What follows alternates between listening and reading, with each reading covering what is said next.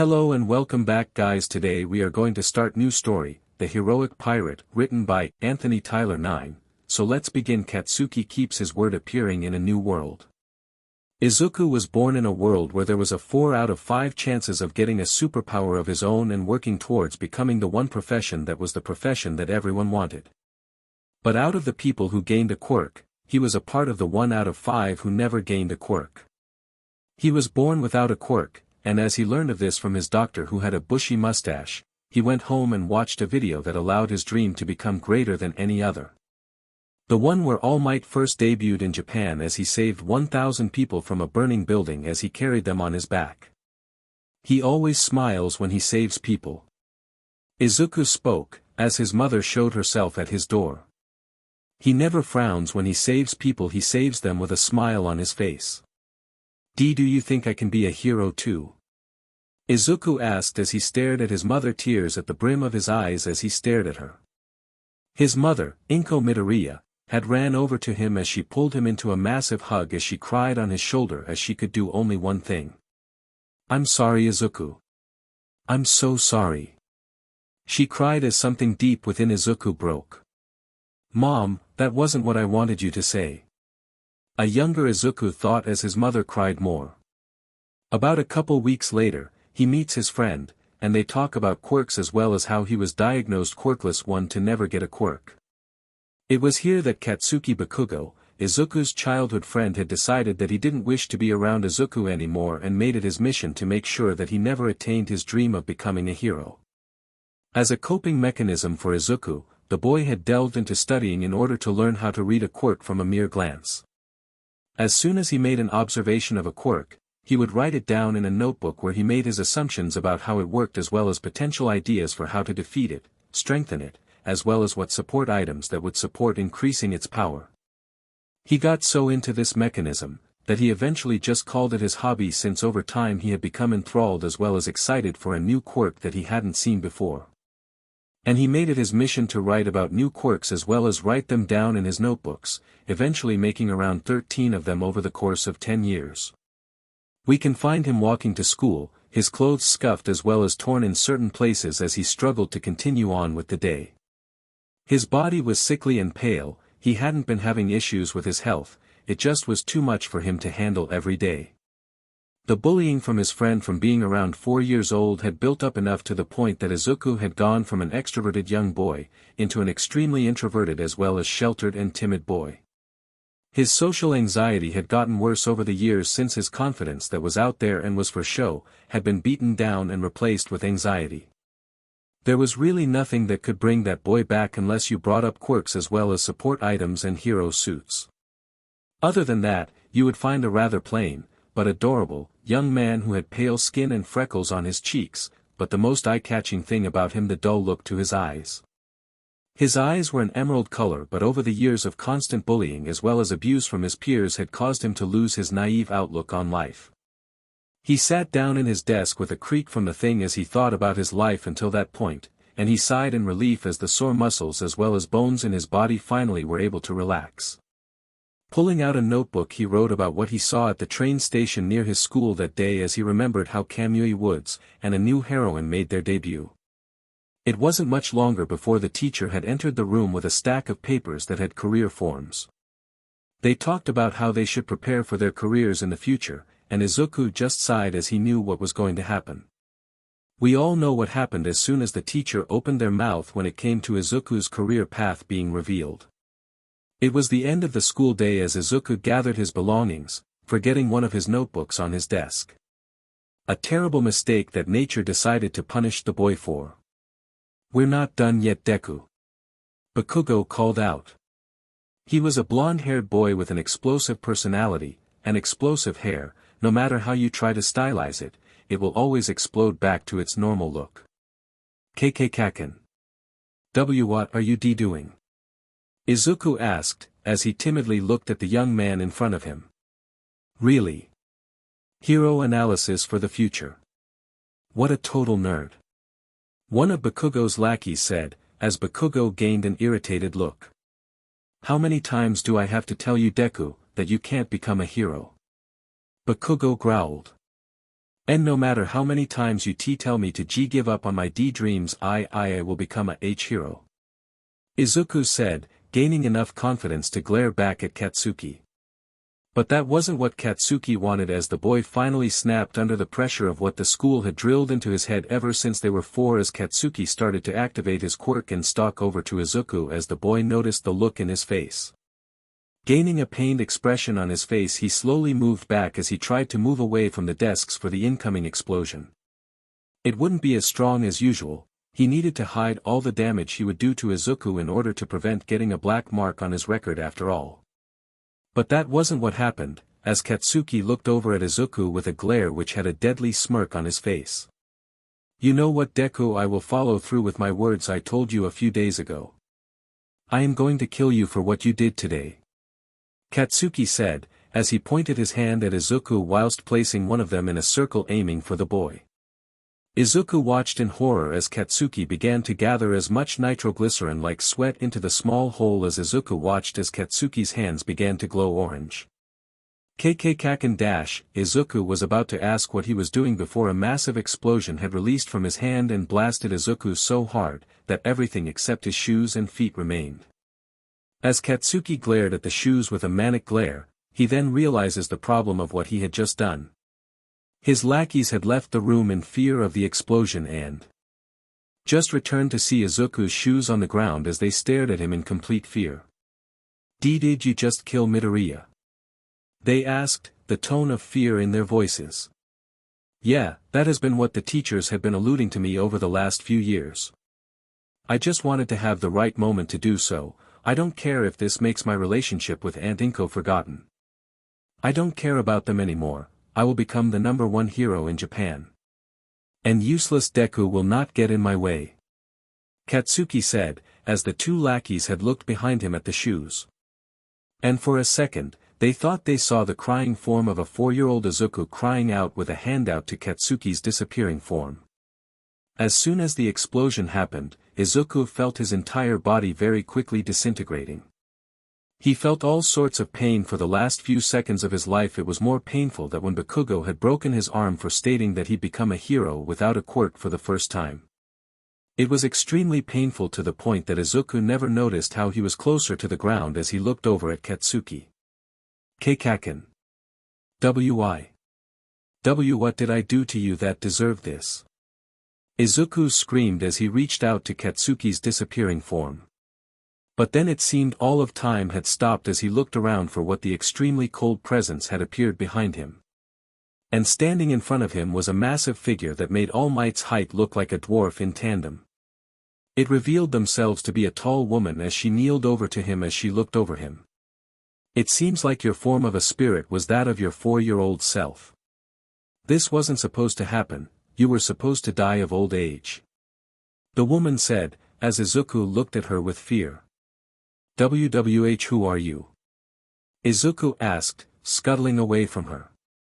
The woman simply smiled sadly at him as she sat on her knees, allowing herself to not look as scary as she did. Don't worry, you are dead, young soul. What is your name, little one? She asked, as Izuku stared at her, breathing heavily in fear. Midoriya, Izuku. The boy said, as the woman leaned over and placed a hand over his head. He flinched hard as soon as her hand was mere inches away from his head as he placed his hands in the way as he thought he was being attacked. I'm terribly sorry if you fear me. I am death, and you weren't supposed to die here. If you want to live a life where you can live again, I can take you to that world. The woman, no death, said, as Izuku looked on in fear as the hand rubbed his green messy hair. But what about my mom? Izuku asked, as Death looked down at him sadly. Your mother will live longer in her world. As of right now, only about 5 hours had passed since your death. She is mourning your passing, and the boy who did it got out of it scot-free. Death said, growling. If I can leave this PP place, can I be able to make a friend? Izuku asked, as Death nodded. You can, but it will be an orphan. You will be raised in a group that are horrible. It will be the day of the death of a very important figurehead within that world's version of Japan. The death of Katsuki Oden, a powerful warrior in a country named Wano. You will learn to survive under the reign of Kaido, the strongest creature within that world. You only have one mission. Death said, as Izuku looked at her. See, can I become a hero in this world? Izuku asked, his childlike voice asked. Yes, but you must learn how to use the world's version of a superpower. Its power is called Haki. If you can master that power, you will be capable of becoming stronger and more capable of protecting your allies, friends, and even potential lovers in the future. Your path will cross paths with one of the strongest men in the world. You must join his crew. Death said, as Izuku nodded as he asked on more question. Are there any other powers there? Izuku asked as Death smiled down at him.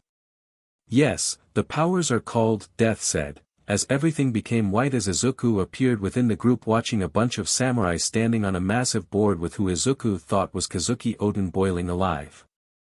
Oden is not Oden, not when it isn't boiled. The man in the big boiling pot said, before a bang went out. And as soon as it was seen that there was a hole in Oden's face, just above his eyes, he managed to toss his retainers away so that they could escape.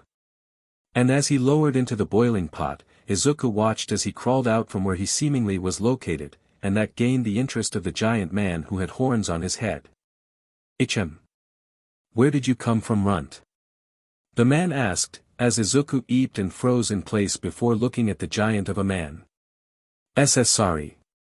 I didn't mean to interrupt you. Izuku said, as he watched as a giant hand moved closer to his head. Flinching hard as the giant man glared at the boy. Why do you flinch in front of me, boy? The giant asked, as Izuku looked at him in both fear as well as awe. I thought why you were going to hurt me. Izuku said, not realizing that his hands were in a defensive position over his head. The giant looked at him with a hardened look before asking one last question with a cold indifferent glare. You will be my daughter's friend, and you will learn how to become strong under myself. He said, before placing a hand over Izuku's curly green and black hair. Freezing in place, he felt that he was being appraised as well as about to be killed when the giant in front of him gasped softly. You have the power of the king.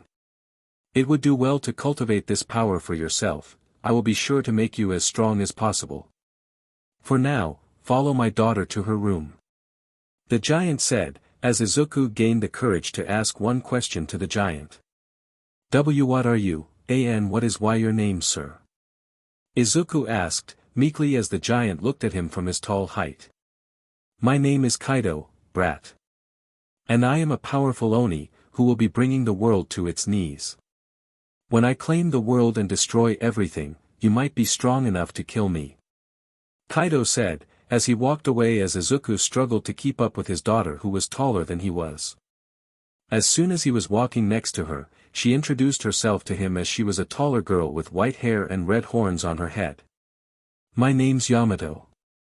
I can't wait to start training with you. The girl said, energetically. Midoriya Izuku. The boy replied as the girl said, his name many times. I like it. It means you're green, right? She asked, as Izuku thought about it before nodding softly. Kaido watched the interaction with a slight smile on his face before looking at the castle where Katsuki Oden used to live when he was alive. Time to destroy this place and replace those with power. He muttered, and unknown to him Izuku overheard him. What was that about? Izuku thought to himself.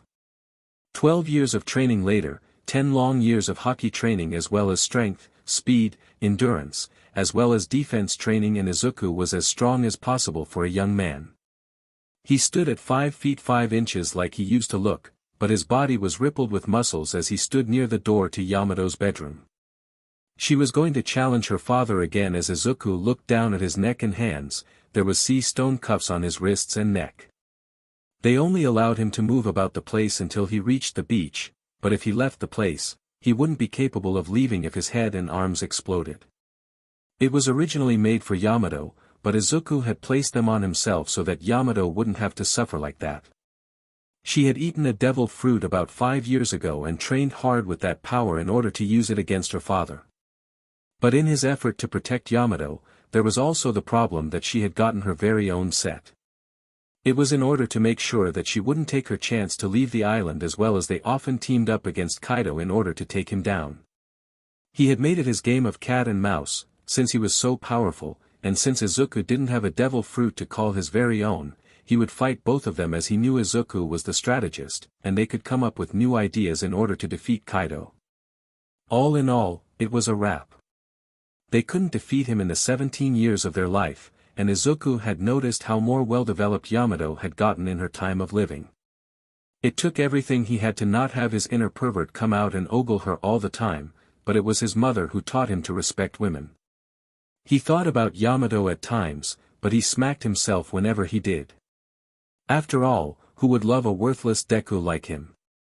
And that was something else as well. His confidence never came back. With each and every loss against Kaido, his confidence took a nosedive whenever they were soundly defeated.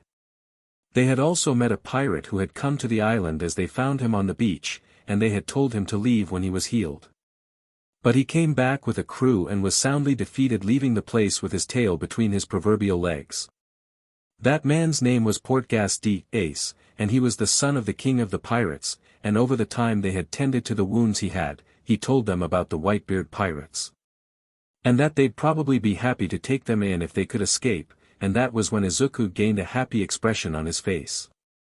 His rank within Kaido's pirate crew had been strong enough to defeat Queen and King all on his own at the same time, although he would be completely exhausted afterwards. The training with Kaido had worked its charm, as he was strong enough to be Kaido's right-hand man if Izuku took his offer of becoming his subordinate. But Izuku refused and was now forced to tend to Yamato's wounds whenever she came back from her challenges with Kaido. When she had healed from her latest battle against her father, Izuku told her the plan of getting the keys from Kaido's pants pocket and leaving the island. Nodding with his plan, they grabbed their clothes as well as belongings in order to set up themselves for an escape. Nobody would know about their plans of escape, and they would be none the wiser, and they would leave a note for those who would come to their room in order to see what happened. Their note would explain why they left Kaido's land as well as their plan to get stronger so that they could come back stronger than ever and claim his head for themselves and free Wano from his reign. As they moved about the place where the beast pirates were celebrating the fire festival, Izuku moved himself all the way towards Kaido's room, where he hid inside the vents above his room and hid his presence from all inside. He waited until dark when he overheard Kaido enter the room with Black Maria, one of his subordinates, and made love to her for a portion of the night. With Izuku hiding his presence as well as his hockey presence from even Kaido had sat in the vent in order to keep himself quiet. He had fallen asleep in order to prepare himself for the journey away from Wano so that they could train to their heart's content. But just when he was about to fall into his REM sleep, the wall exploded from the doorway as Kaido was woken up from his slumber. Kaido. I am Kazuki Oden. And I will be the one who takes your head.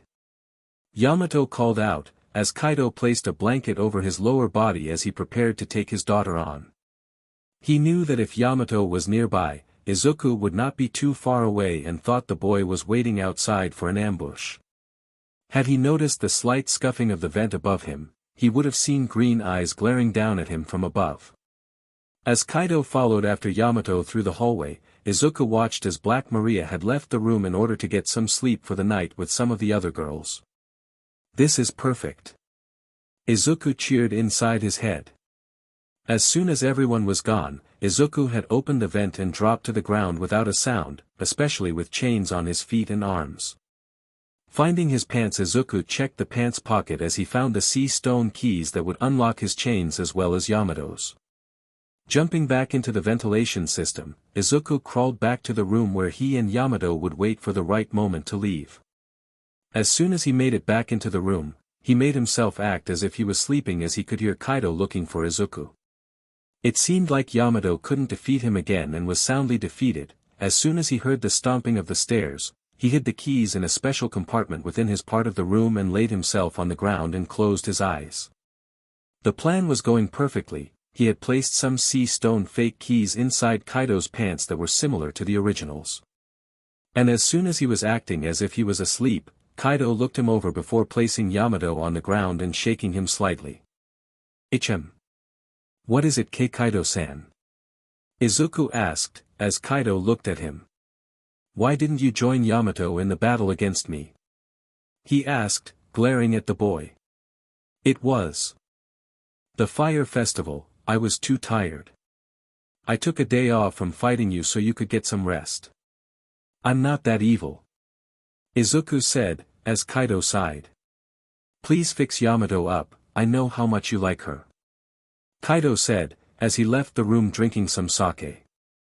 As soon as Kaido left, Izuku fretted over the injured form of Yamato as he placed some salves on her arms as well as legs as he placed bandages on her. "I'm sorry for not being there to help you," Izuku said, as he looked pained at her.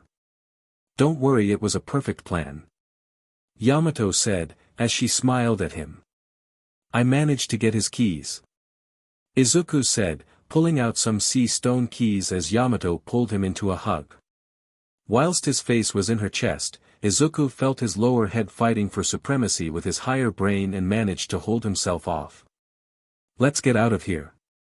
We can take one of Spite and Malice's ships," Izuku said, as he pulled a necklace out from his pantry. Staring at the necklace, Yamato looked away from Izuku as he placed it around her chest as he smiled at her. 15 emeralds were on the necklace as Izuku smiled over at her as she smiled back and pulled him into another hug. Izuku had managed to pull away from her in time as he took the chains off of her and himself as they gathered their belongings. Running towards the beach and leaving their chains in their room, they ran over to the docks as they found some pirates from the Beast Pirates standing guard. Izuku snuck around them and got behind them as he released a small burst of Emperor's Haki and knocked them out.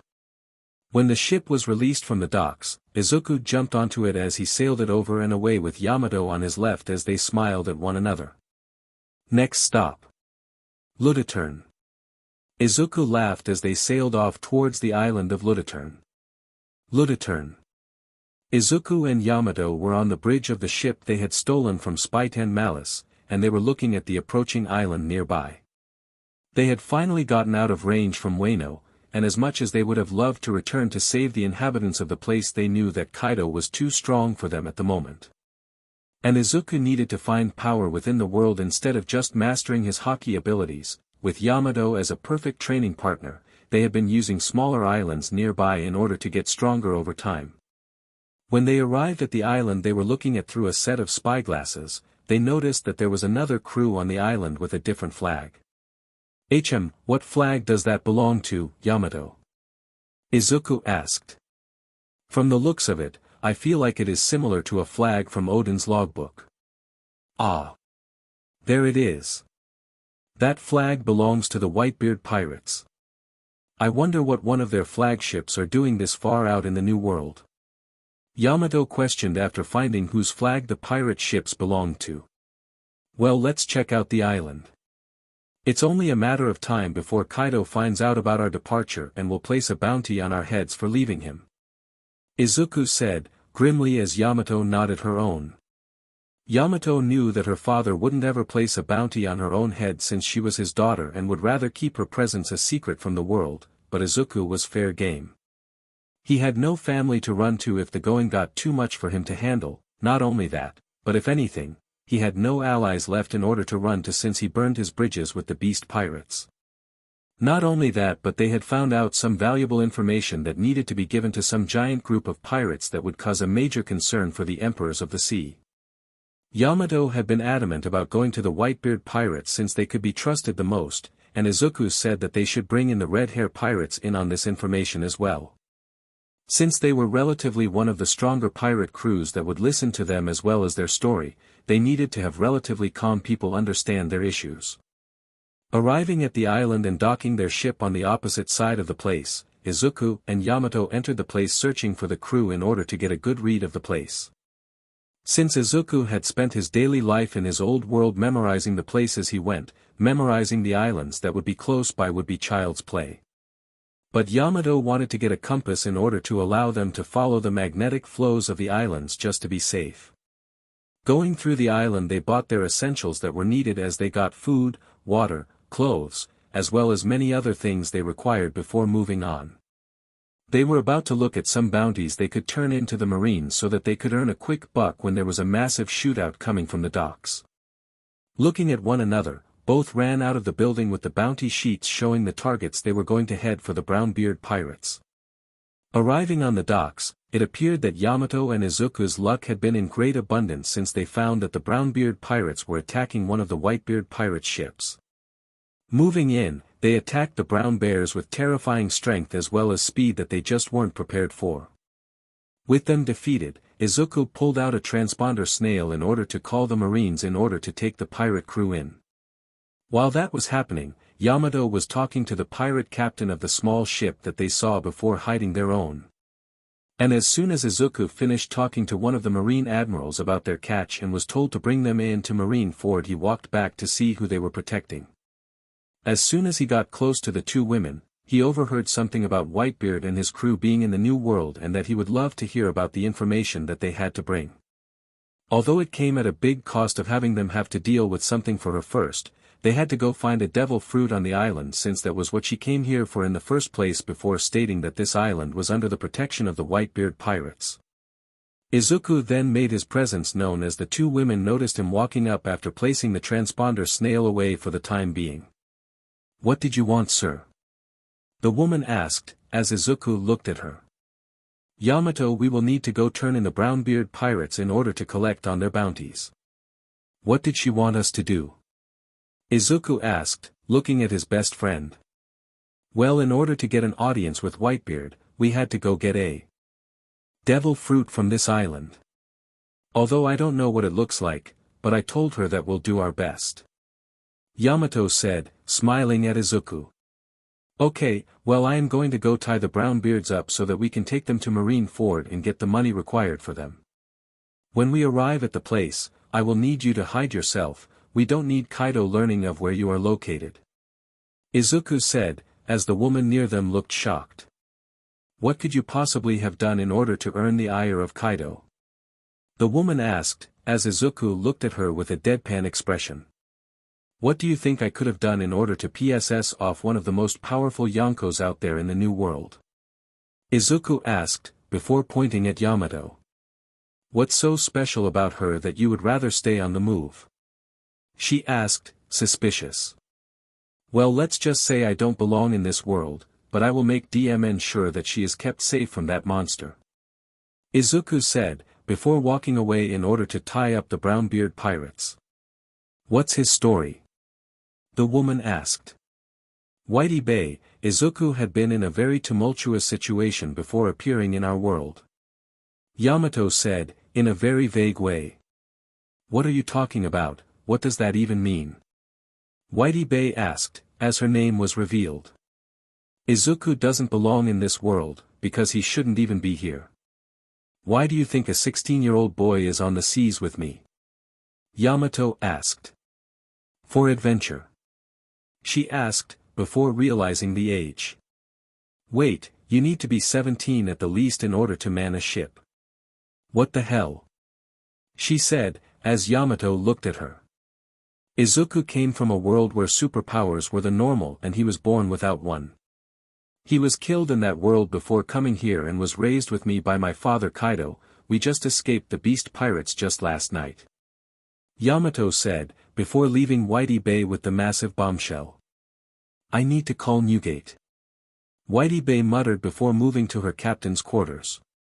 As Izuku and Yamato finished tying up the Brownbeards, they moved into the forest of the island to search for the fruit they were looking for. It was brown in color and had swirls moving about it as if it was a mist or clouds moving about the sky. They were stated that they would find it inside one of the trees on the coast nearby, and that was where they were searching for it first. As they moved across the beach in search of it, they soon found that there were multiple fruits that looked eerily similar to it as they sighed in exasperation. This would take a long time in order to find it, and they would set out to spend most of their day in order to see if they could locate it in the trees. Back on Onigashima, Kaido had woken up from his drunk-induced sleep as he walked about the place. Moving towards his throne room, he noticed that one of the Flying Six were within the room and found that it was Spytan Malice staring at him in slight fear. Kaido looked down at the young man as he found him to be a part of his Flying Six members who used to be a vice admiral of the Marines.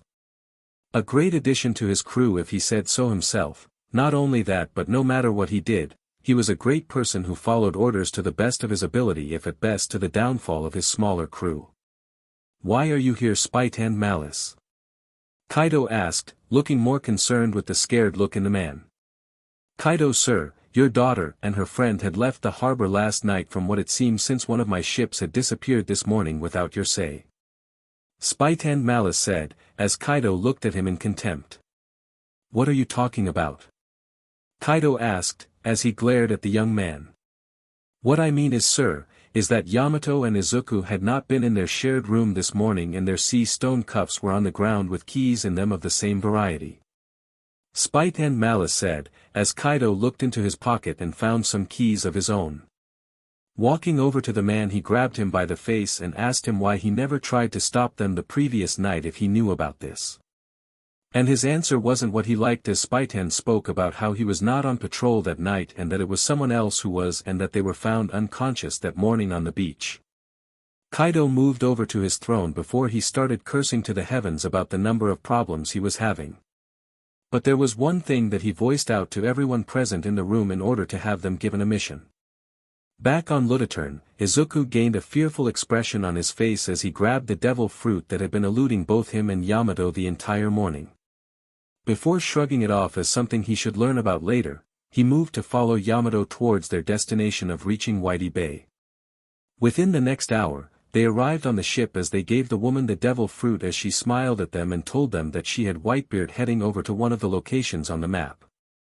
Pointing straight at Tomashibi Island, as it was near the location where Whitebeard was heading over to in order to collect some supplies. "Thank you for this information, Whitey Bay. Here is the devil fruit that you were looking for," Izuku said, bowing at the woman. "Don't thank me just yet, make sure to inform Whitebeard of the information he needs to know. Just be sure to hide that woman when you inform him of what happened on Wano. We haven't heard from Odin for 14 years now. I can only hope that he still lives," Whitey Bay said, as she allowed them to leave. As Izuku and Yamato placed the brown beards on their ship and headed towards Marine Ford, thankfully it was close to Tomashibi Island, since they would be able to speak to Whitebeard before giving up Brownbeard and his crew to the Marines for their pay. As they took off, they never noticed that the storms that were coming from Wano were moving in on Lutatern Island, as Whitey Bay looked shocked at the storm. As Izuku and Yamato made their way to the Marine base near the middle of the New World, they were talking about how they would make sure that the Marines don't think he would be a pirate. But as they were talking, they noticed that there was multiple Marine warships heading towards them, with one of the more aggressive Marine admirals moving towards them with a high speed. Stopping their small ship, Izuku had told Yamato to hide within the food storage within the ship so that they don't take her away from him. As soon as she disappeared from the view of the Marines, since they never saw her horns, Izuku went down in order to bring the Brownbeard pirates out of the rooms where they were stinking up the place. Placing every member of the pirate crew on the poop deck, Izuku watched as the most dangerous admiral of the sea walked onto his small ship. "Is this the crew you were talking about?" "The Brownbeards?" the admiral asked, as Izuku nodded his head. "How did you come across them?" he asked, more curious about it. "I have hockey, sir. I trained with it ever since I was 4 years old." "I wasn't trained by one of your own though, I learned from trial and error though," Izuku informed as the admiral looked at him closely. "What is a 16-year-old doing on a ship like this? You shouldn't be sailing out here without a permit," the man said, as Izuku sighed. "Sir, I was raised on Wano. And the place was completely taken over by Kaido, and the horrific man killed the previous shogun of the place in order to place someone who was essentially worse than Kazuki Odin," Izuku said, as the admiral looked at him with shock. "How do you know Kazuki Odin?" he said, angrily picking Izuku up and slightly activating his devil fruit powers. "Sir, with all due respect, I won't be able to tell you if you hold me like this." Izuku choked as the man held his clothes in a choking position. Placing Izuku on the ground, he kneeled in front of him as he placed a hand on the boy's shoulder. "Tell me how you know Kazuki Odin." he demanded, as Izuku obliged. I found a notebook about Kazuki Oden within the castle where the man used to live with his family. It doesn't tell what he found on Laugh Tale Island, but he was killed by Kaido in a boiling pot of oil holding up his retainers. And I watched as both Kurozomi Orochi and Kaido pointed their guns and blasted Oden in both the head as well as stomach while the man died. Izuku said, looking grimly at the ground. How old were you when you saw his death? The admiral asked, as Izuku only showed 4 fingers. You were just a kid when that happened. Alright, I can see why you are only escaping now. Well, I will take these filthy pirates off your hands. Here is 8 billion berries for your job well done. The admiral said, before having his men take the pirates of Izuku's ship. What's your name, sir? Izuku asked, as the admiral moved back onto his ship. The name is Admiral Akainu, and it was a pleasure to meet you, young man. If I may, though, what is your name? The now named Akainu asked curiously. My name is Midoriya Izuku. In the land I was born the last name is stated first. Izuku said, as he moved back to the helm of his ship. It was nice meeting you, young Midoriya. I hope that we never cross paths as enemies.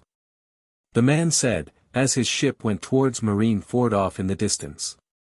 As Izuku sighed in relief, he moved towards the food portion of the ship to find Yamato looking at him in concern. Are you okay? She asked, fretting over him. Don't worry, Yamato, I'm fine. Just had an experience that I never want to have again. At least I managed to hide you from the Marines, and most of all the most aggressive admiral to be released on the seas. Admiral Akainu. Izuku said, as he held a grimace.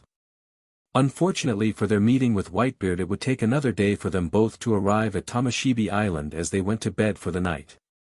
Unknown to them, there was a massive blue bird in the air looking at their ship softly moving across the ocean towards Tomoshimi Island as he smirked to himself. I guess they had a run-in with the Admiral of the Sea. I will inform Pops about this development. The bird said, as he flew off into the distance. Meeting with Whitebeard, reveal of bounty. The coasting across the New World waters was soft as well as comforting for Izuku and Yamato. They had been keeping up their hockey training so that they didn't get complacent with their encounter with an Admiral of the Sea. They were about a few hours away from Tomoshimi Island where they would be meeting Whitebeard from his pirate crew. Izuku was against working with pirates based on his ideals, but he knew that in order to become what he wishes for the world he will have to become a pirate who fights for the freedom of the people. They were in the middle of training their martial prowess and hockey when they noticed a massive hockey spike in the distance. Looking through their spyglasses, they found a massive ship that was moving towards them as if they were on a mission. As soon as it came closer into view, Yamato had been excited as well as celebrating for its appearance. Yamato, whose ship is that? Izuku asked, concerned and confused. That is Edward Newgate's ship. The Moby Pages. It's much larger in person than what was stated in the journal of Oden Kazuki. Yamato gushed as she looked at the whale moniker on the front. Soon though the ship had arrived and came to a stop next to their vessel when the man himself landed on it. I hear that you both wish to speak to me from Whitey Bay. Come aboard. We will keep an eye on your ship for you. The massive 9-foot man said, smirking at them. As soon as Izuku and Yamato climbed aboard the Moby PP, they looked at their surroundings and found out that the man's whole crew were looking at them with scrutiny. Well, you're the one who had called for this meeting to be taking place. One with it. A blonde mohawked man said, staring at the duo. My name is Midoriya Izuku, and this is Yamato. We came from the island of Wano. Izuku started as everyone looked at him in alarm. Is that why you had a beast pirate ship? The blonde man asked, as Izuku nodded. We may have stolen it on our way out of the island. Izuku said, looking away, rubbing the back of his head. What is it do you need my assistance with? Whitebeard asked, as he sat down on his throne. We need your help. Kaido is beginning to grow an army of such a size that he believes it will be enough to take over the world and completely bring it to ruin. Izuku said, urgently, as everyone laughed. There's no way that BSTRD had been capable of that. He'd have to create an entire crew of devil fruit users in order to even pose a challenge to the entire world. The blonde said, as Izuku spoke up again. He is using devil fruits. Although how he is getting them is from where the warlord Doflamingo is working from. Izuku said, as Whitebeard looked at him with a stern look. What does that BSTRD have to do with this? The blonde asked, angrily. He supplies the beast pirates with what he calls smile fruits. It gives the user a 10% chance of getting a devil fruit power, and the other 90% forces the user to smile endlessly until death. Izuku said, cringing at the memory. So Doflamingo is supplying the beast pirates with devil fruits in order to grow his army.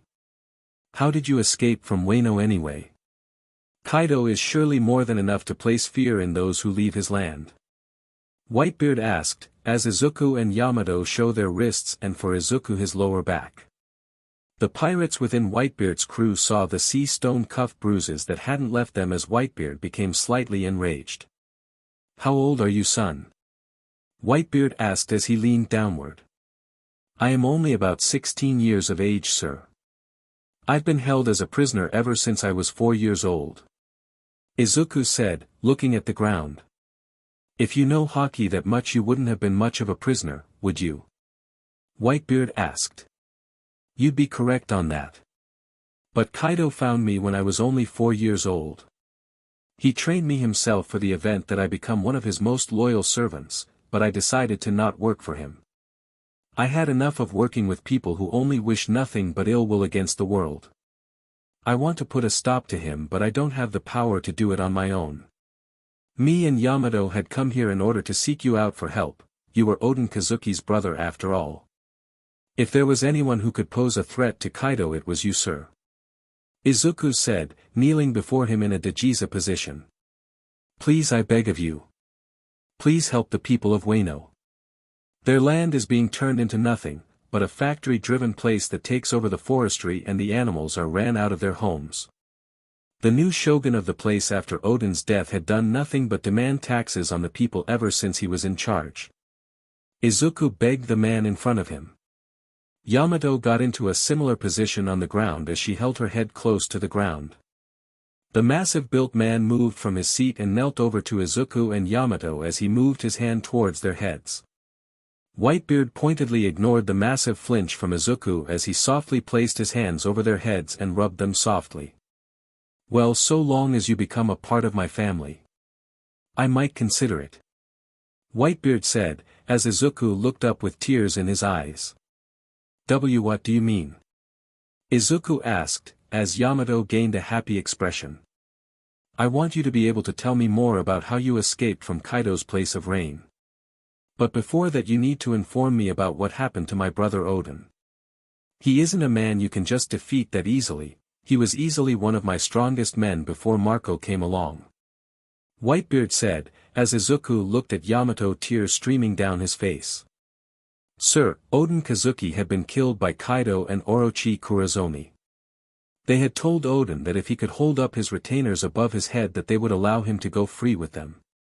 But they didn't keep their word. Oden was shot in the head and chest by both men as he managed to toss his retainers away from the boiling pot of oil. Before dying though, he said a quote from his journal. Oden is not Oden, she began as Whitebeard finished. When you don't boil it, he said, with a whimsical look in his face. What of my daughter, Oden's wife and children? Whitebeard asked, as Izuku was looking fearfully at the giant of a man before stuttering out an answer. They were murdered.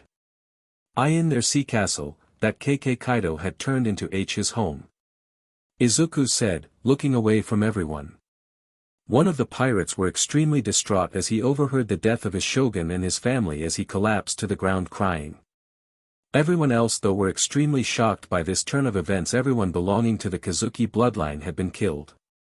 His daughter, his brother and all but BLD and his grandchildren killed as if they were mere ants. Whitebeard stood up from his spot as everyone watched as Izuku flinched from each and every step that the man took harshly. As soon as Whitebeard had pointed his hand out towards the sea, he punched the air as cracks formed and caused multiple tsunamis to move about the sea. I will make sure that Kaido pays for what he has done. He will not leave Wano with his life. He attacked my son and daughter, not only that, but killed my grandchildren. This will not stand. We will bring the fight to Kaido before he can amass his army. But it will have to wait until we can get to Wano without losing any ships as well as people, since it will take some time to get there without being seen. Whitebeard said, as he moved back to sit down. He did not ignore how Izuku was flinching with every step, this time with harsh twitches. Sitting down, he stared at the boy before he became completely uncomfortable with the look and looked away as Whitebeard smirked. I am glad that you show a correct amount of fear towards me and my crew. But I want to know something else. Who are your parents? Whitebeard asked, staring into Izuku's own expressive eyes. The emerald eyes he had started to shake slightly as he attempted to look away from the gaunt man again, as Newgate decided to hold the boy's face to stare into his eyes. I won't ask again, young man. Edward said, glaring into Izuku's eyes. And my parents' names are Midoriya Hisashi and Midoriya Inko. They aren't within this world. Izuku said, looking at the ground with his eyes. Edward had seen the look in Izuku's eyes, and he saw the pain of either loss or regret, so he decided to do something that would bring the boy to speak further about his choice of words. He knew that the boy was referring to something different other than death. They might be dead, but from what he remembers from Odin, the man had never had a person in his hometown called Midoriya Hisashi or Midoriya Inko in his time of life. My sons and daughters, can you all leave me for the moment? I wish to speak to this boy and Yamato alone. Only Marco will stay nearby since he can be trusted to not inform others about Midoriya's position here. Whitebeard said, as he glared at his crew. They got the message immediately as they left to go about their day within the lower portions of the ship. As they did that, Whitebeard noticed how Izuku seemingly relaxed his body at their disappearance. Once everyone was gone, Whitebeard asked a new question that was centered on how Izuku looked at everything. You're not from this world, are you? He asked, looking at the boy. And no. I come from a world where you can be born with a superpower. Not gain from some fruit you can find anywhere on the planet with a weird look. I got the genetic lottery of failure as I was part of the 20% of the human population without a quirk superpower. Izuku said, as Whitebeard asked another question. How many people did have a quirk in your world? Whitebeard asked. 80% of the human population are born with a quirk superpower. And because of the fact that I was born without a superpower, I had a harsh upbringing. My parents were kind to me. My mother did her very best in order to raise me the way she wanted me to, being kind to anyone and everyone who wishes to help others. And I couldn't get any friends at school during that time because I was relentlessly bullied by my peers and abused by them. Izuku said, looking at the ground. Did the teachers or authoritative figures help you out in any way? Whitebeard asked, growing slightly angry. TCH. They didn't even try.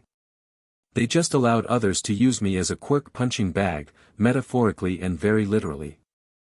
The one who took it out on me the most was someone who I thought was the closest thing I had to a friend. I know that he was just being a rude person to me my entire life, but I just wanted nothing more than to bring my old friend back. But he did something that brought me to this world. Izuku said, as he paused as he remembered the moment of which his journey to this world had started. Don't tell me that he beat you until you were dead. Marco asked. Worse. He released his strongest blast at the time, and I want to tell you all that I have a serious fire or explosion pain tolerance from the number of times he used his quirk on my body. His strongest blast shouldn't have done the amount of damage it did because of my pain tolerance, but for some reason it was strong enough to kill me in a single shot. Izuku said, as he fell to his knees as he had been standing. His pupils had shrunk to the point that they were pinpricks as he recalled the moment. You know how people tell you that your life flashes before your eyes in the moment before death? Izuku asked, as Whitebeard looked hard at Izuku. Yeah, I've had that happen before. I was saved by Pops. Marco said, as he looked at the boy in sympathy. I never got that. It never came because I don't have any memories that allowed me to have to remember them in my final moments. Every Single day. It was either I came home with starburst-covered scars underneath my shirt, scuff marks on my body, or even a broken finger.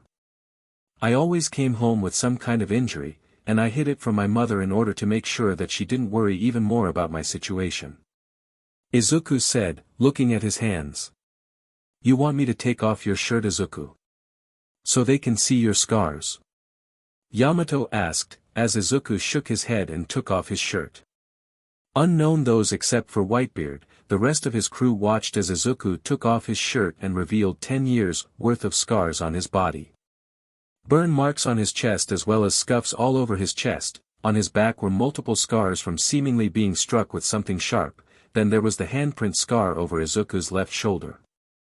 Whitebeard had stood up from his seat and moved closer to the boy as he inspected the scars all over his body with scrutiny.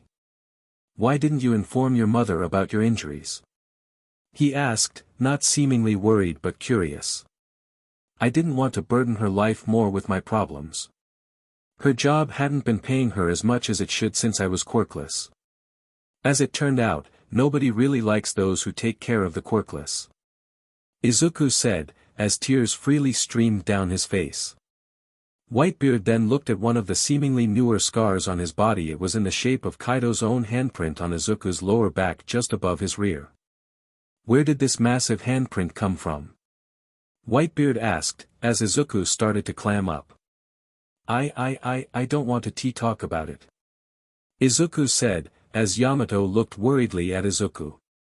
Izuku, if you don't wish to talk about it, you want me to tell Marco and Whitebeard about it? Yamato asked, as Izuku moved away from the group, putting his shirt on and giving a nod to the girl. As soon as he was out of earshot, Yamato began to talk about the day that Izuku gained the scar from Kaido. Izuku and I were training with one another when my poor excuse for a father had come over drunk one night.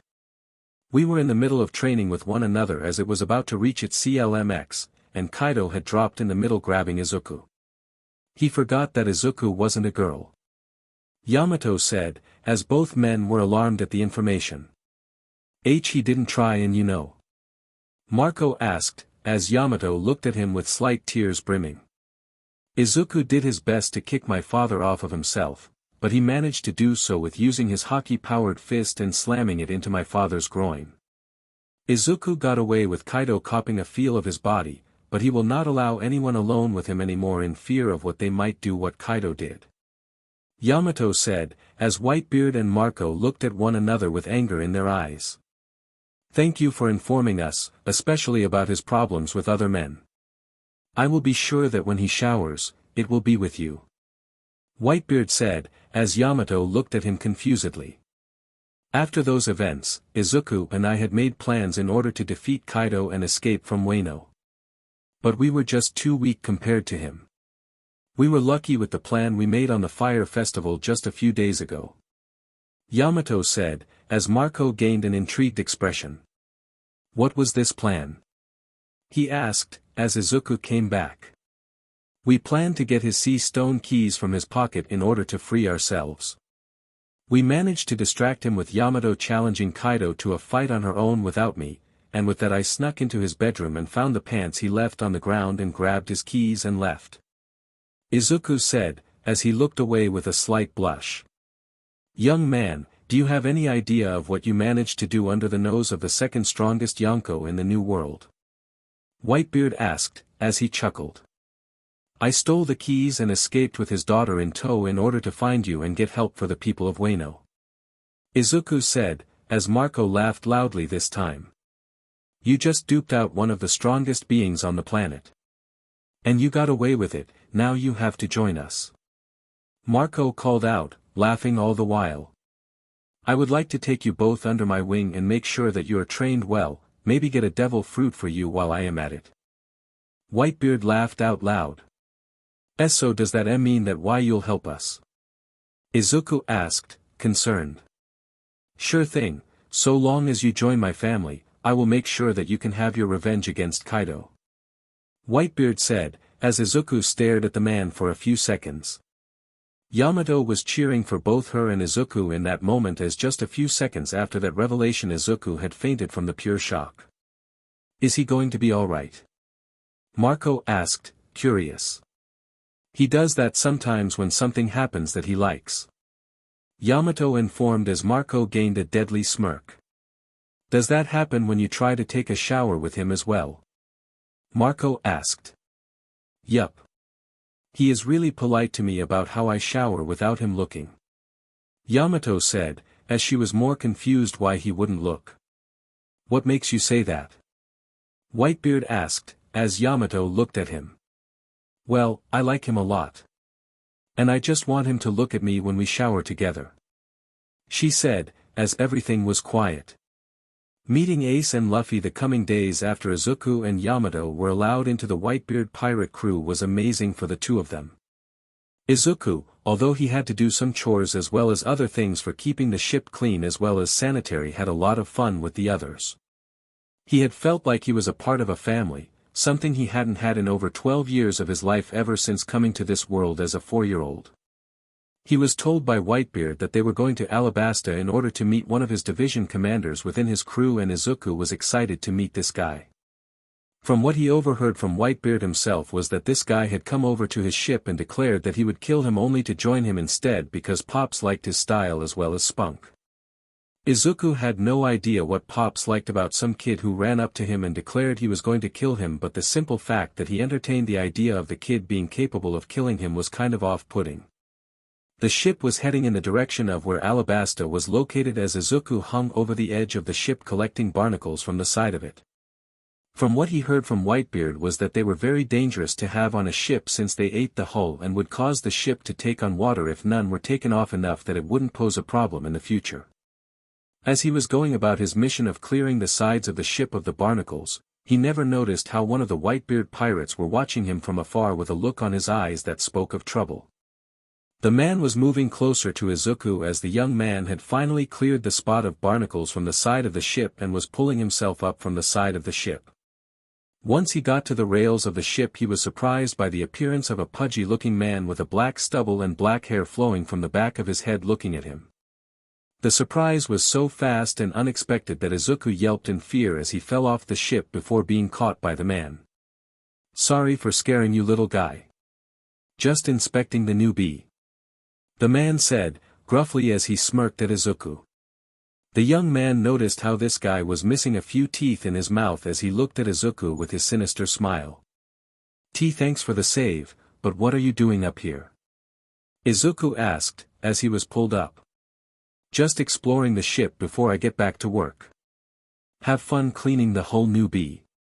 The guy said, as Izuku gained a curious expression on his face.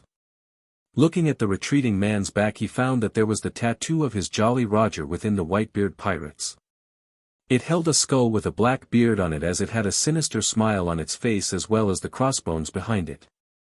Izuku was intrigued with the Jolly Roger on the guy's back as he shook his head as he got back to work. He couldn't allow himself to be completely distracted with this new guy he met since he had to get this done before they arrived in Alabasta. The Whitebeard pirate ship had arrived in Alabasta as Whitebeard had docked himself so that he could gather supplies from the place in order to restock. He wouldn't go out on another voyage without collecting the supplies needed in order to keep his crew going on the sea. Smirking to himself, he decided to go see an old friend there and make sure that he was pointed in the direction of Izuku and Yamato as the two were exploring the island with smiles on their faces. Within the next few minutes, Whitebeard had entered a bar where he found the person who he wanted to speak to. Ace, my son, how are you doing here in Alabasta? Whitebeard asked, as the young man looked over at him. Doing fine, Pops, what's up? Ace asked.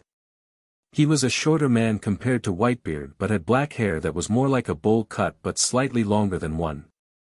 He also wore a brown rain cap that hung above his black hair as he smiled at his captain that he treated more like a father than anything.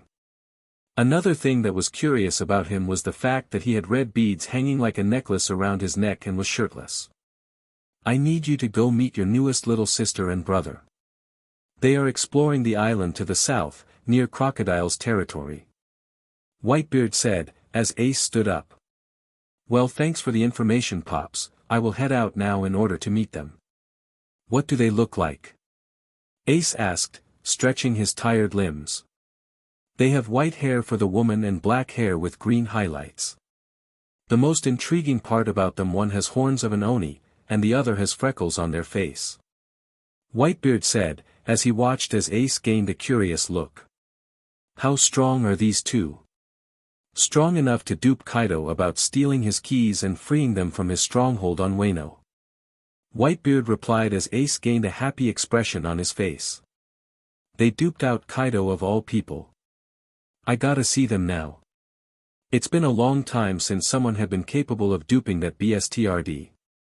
Ace said, gaining energy and running out of the bar as Whitebeard drank some of his rum that he bought and flirted with the waitress. As the woman blushed at him and walked to get his drink, Whitebeard could only say one thing as he chuckled. Looks like I still got it.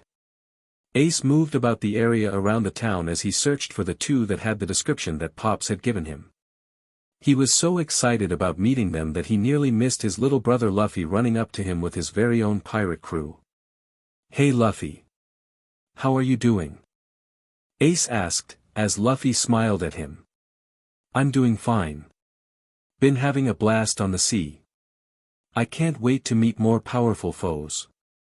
Luffy said, smiling. I can't wait to see you try and attain the title of King of the Pirates. Could you point me in the direction of two people I'm looking for? Ace asked, as a girl with orange hair walked up. What do they look like? She asked, as Ace stared at her for a second. One has black hair and green highlights, the other has white hair and red horns. One is shorter than the other. Ace said, as the girl nodded her head and pointed in the direction the two had gone. Thanks for telling me, I can't wait to meet my new brother and sister. He said, laughing as he ran off in the direction of Crocodile's home. That's your brother, Luffy? The girl asked, as the young man nodded. I can't wait to challenge him for the title of King of the Pirates. He is my big brother, and I can't wait to show him who's going to be king. Luffy said, with a smile. Izuku and Yamato were moving about the desert as they rationed their water reserves as they moved about the sandy desert. How much further until we enter Crocodile's territory? Izuku asked, as Yamato looked at her map.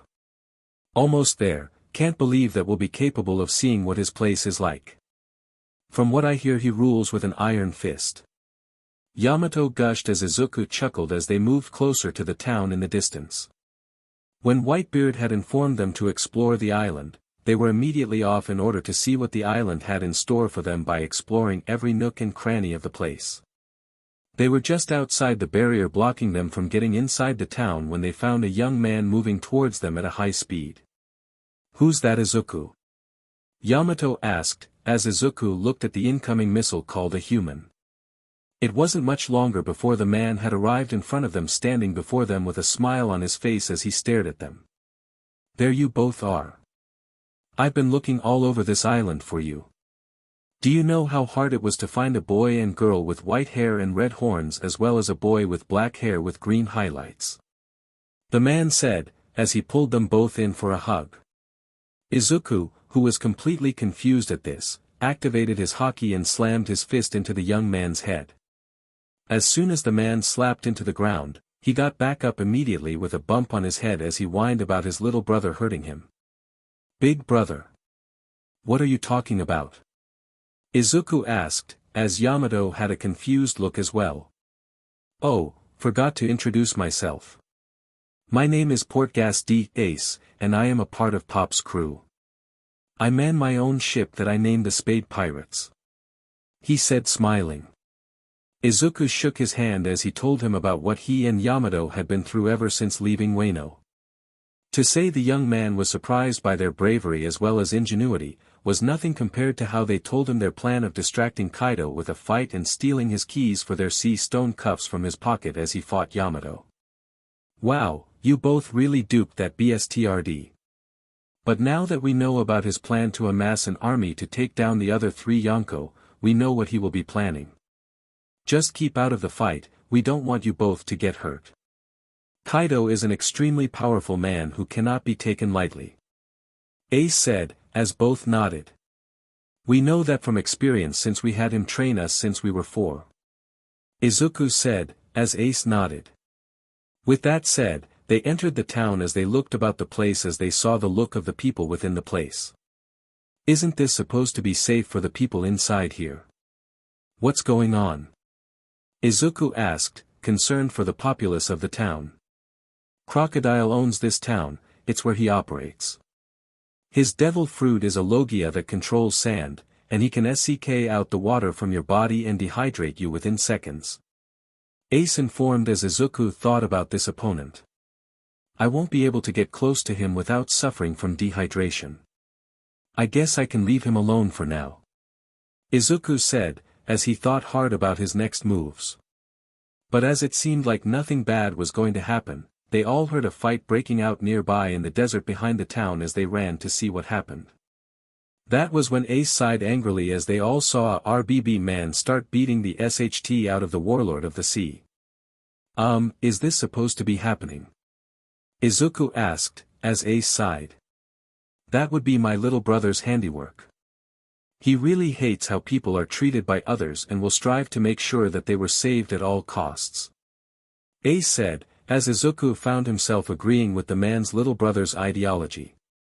They watched as the fight continued on, as Crocodile managed to make the RBB man lose all the water in his body as the fight moved into Crocodile's favor. But overall, the fight didn't last much longer, since the RBB man had used his surroundings to defeat the BSTRD before he could steal any water from his body again.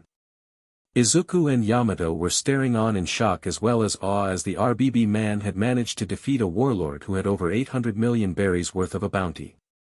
As soon as the RBB man noticed their presence nearby, he ran over and greeted Ace as the taller man slammed his fist into the RBB man's head, calling him out for his recklessness. I thought I told you to not interfere with this place.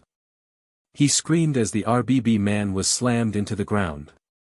As soon as the RBB man had come up from the ground, he started to laugh hysterically, as unknown to their group a marine had come by and collected the warlord and left the place without being noticed. Well, thanks for helping the people, Luffy, but I need to keep an eye on someone within the crew I'm a part of. Ace said, getting ready to head off. Who are you supposed to be after? Izuku asked, as Ace looked back at him. I'm going after a man named Marshall D. Teach, otherwise known as Blackbeard. He betrayed Pops and I have to bring him in for punishment. Ace said, leaving as Izuku and Yamato had looked over at the small crew within the straw hats. Nice to meet you, I'm Izuku Midoriya. Secret member of the Whitebeard Pirates, this is Yamato, she is with me on the same crew. Izuku said, as he shook the hand of Luffy. Well, if you ever need help, be sure to send an invite, I love to fight a strong opponent. Luffy called out as he walked away. As his crew followed not far behind him, Izuku couldn't help but blurt out a question to Yamato. I wonder how he got that X-shaped scar on his chest. Before they both headed back to Whitebeard's ship. Attacking Marineford, Izuku and Yamato were in the middle of their spar on an island nearby the Whitebeard flagship. They had been increasing their experience in using their haki as well as devil fruit for Yamato.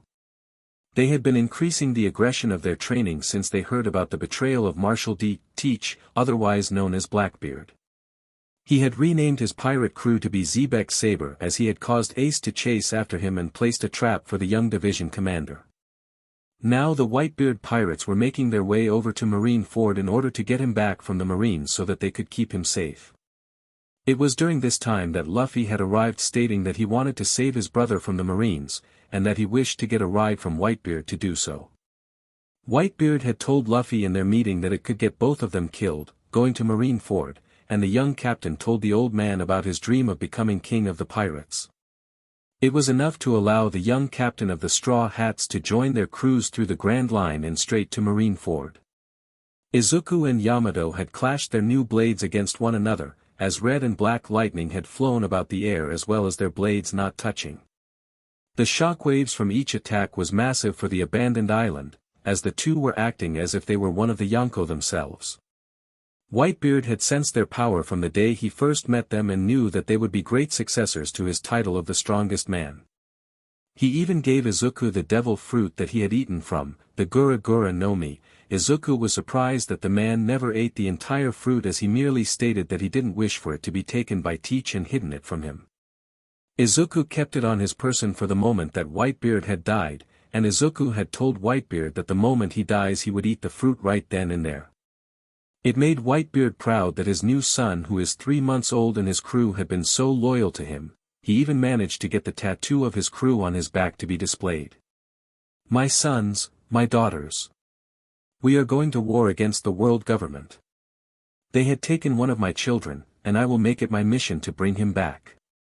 We will storm Marineford and take Port Gas D, Ace back and get him to safety," Whitebeard announced to his crew as everyone nodded. "Are you sure that you can handle fighting their pops?" Izuku asked, concerned for the man's health. "I know that I told you and Yamato that I'd help you in the fight against Kaido, but I am simply too old to assist in a fight against that creature. I will have my crew help in any way they can, and only then can you be safe," Whitebeard said, smirking. As the boat was sailing towards Marineford, the crew noticed how the Marines were very aware of Whitebeard's vengeance against them, as they had a whole fleet of men ready for the Moby PP to arrive. Once they arrived, Whitebeard had walked up to his deck in order to make his welcome realized to the Marines as they awaited his arrival. Izuku and Yamato were at the back of the crew as Izuku held the remaining Gura Gura no Mi in his bag, waiting to eat it when Pops would eventually die. He knew that the man could outlast any fight, even in his current condition, but even that was a stretch for how old the man had been since he was nearing his last day. Whitebeard had leaned back as he bent forward as he charged his attack, as he slammed his fists into the world on his left and right sides, causing cracks to appear in the air, causing the ocean on both sides of the ship to cause tsunamis the size of Marineford itself to come flying towards the place. But just as it was about to hit the place, an admiral of the Marines had jumped from their position and froze everything together. He then sent attacks towards Whitebeard as Izuku jumped in the way, and with his hockey-infused attacks he sent them flying back at the admiral. Izuku would land back down on the ship next to Whitebeard as the man patted Izuku's head as he jumped down to the frozen ground below. Izuku and the other pirates had jumped from the ship as they followed their pops. Izuku had stayed on the ship since a giant was coming for them, and he countered the axe weapon with a hockey-infused punch to the blade itself, and then used Conqueror's Hockey in order to knock the Marine out. As soon as he jumped to join the others, he found that Pops was fighting with Admiral Akainu as he made his way to find Ace, who was about to be executed by the men. Only for Luffy's version of Conqueror's Hockey to knock most of the Marines who couldn't stand it, as well as the guards who were going to kill Ace, to fall to the ground unconscious. Izuku and the others moved forwards in order to get to Ace, but were stopped by another admiral. Izuku noted that this one had eaten a devil fruit that could control all of light and could turn himself into some for his attacks. Izuku had fought this admiral for a time as the other pirates had teamed up on the lower tier Marines, and Izuku in his fight against the admiral was having slight trouble. With his training with Yamato, this fight was almost easy, if it weren't for the devil fruit of the man to be so DMN annoying. But he eventually chased the admiral off and away from his allies as they took Ace away from the execution pad. They were on their way out when they noticed how Pops was not moving from his spot on the frozen ground nearby as Akainu started to rage out against the Whitebeard pirates. Izuku clashed fists with the man immediately as Yamato came behind the admiral and swung her kanabo on the man's stomach, sending him back from the others. Working together they managed to hold him off until Pops had gotten back up and entered the fight once again in order to keep the admiral off of Ace. But the man was slightly too agile to keep him still, but it was too late. The man went to attack Luffy as he was about to pick up a Weaver card that kept him close to Ace, and just as the man was about to kill Luffy, Ace blocked the attack. The fist, though, went through Ace's back and through his chest as his entire body flared up in flames with his eyes blocked out for the moment. Akainu had pulled his arm out of the boy's chest as everyone looked on in shock. Ace was killed in front of everyone, most definitely Luffy. Izuku kicked Akainu in the back of the head, sending him to Pops as the admiral got back up to recognize Izuku. "What are you doing here, brat?" he asked, curiously. "I'm here to protect my brother. Any brother of Ace is a brother of mine. And you will not get to Luffy," Izuku said, putting up his fists and activating his Haki on his body as well as activating Conqueror's Haki. Akainu smirked at the boy as he slowly moved towards him as he started to laugh at the display. "You're like a kitten to me, in terms of power you can't hold a candle to the power I can display," Akainu said, as he prepared another attack. Izuku, infusing his attack with Conqueror's Haki as well as Armament Haki, had pulled his fist back. As soon as both attacks landed on the other, their fists created a shockwave as Izuku held the man back as hard as he could as he looked surprised by the strength of the boy. "Color me surprised, young man, you could have been a great marine. Seks that you became a pirate instead." The Admiral monologued as he placed some more pressure into the attack. Izuku's feet started to skid back on the ice and breaking through some of it as he bought time for Luffy to escape. He turned to look at Luffy one more time to see a fisherman come by and take him away in order to keep him alive. Izuku smiled as he saw the man's look of pure fury as Izuku glared at him hard, releasing his Conqueror's Haki completely against him. "You won the battle, but you lost the war," Izuku said, pulling his fist away and dodging the strike Pops was preparing on the man. As soon as Akainu had overextended his strike, he was surprised by the motion, but from his left he found a devil fruit enhanced punch coming his way as it landed on his face, sending him to the ground. "Get out of here. I will hold them off," Whitebeard called out. "What about you?" Izuku called back as Yamato picked him up. "I will fight the Marines here, besides there's someone else I need to talk to," Whitebeard said, as his crew started to retreat with Ace's body in tow. Whitebeard had gone to punch Akainu again as the man fearfully went for a sloppy punch into the pirate captain's stomach as it bulged slightly before going to normal, creating a flaming hole in the man. Izuku was screaming at this point as the only man to treat him as a son was seemingly dying in front of him, but it didn't happen immediately as he grabbed Akainu and tossed him in the air as soon as he stood back up. Pulling his fist back, he activated his devil fruit as he started to send the punch for Akainu's midsection of his body. As soon as the fist hit the kidney area of Akainu, cracks formed around the man as his body seemingly moved with the cracks. Although the cracks that came from the attack on Akainu had caused mayhem around Marineford as the damage extended to the building behind the man. As soon as Akainu had fallen unconscious at the feet of Whitebeard, a new face showed up. "Teach," Whitebeard said, glaring at the son that used to be his own. "Pops. It's been a while." "Black hole," Blackbeard said, as he dispelled some of the damage that was dealt by Whitebeard. He then went on the attack of Whitebeard as they traded quick but decisive blows on one another. But with Whitebeard's age, he couldn't do the amount of damage to put Blackbeard down for good as his ability with a devil fruit were countered immediately. It wasn't much longer before Whitebeard landed a slash from his Nodachi on Blackbeard's body and sent it to the ground before placing his weapon's bulbed end as well as one of his hands on the man's hands before placing his foot on the other hand, releasing his weapon. Activating his devil fruit on the hand that was holding Blackbeard's face, the said pirate was struggling with his head in order to break the iron grip the old man had as he blasted the ground with his power. The resulting explosion of dust caused Blackbeard to look fearfully at Whitebeard as the man menacingly walked over to him as his body started to release steam from the previous attack as well as his body glow slightly with red skin.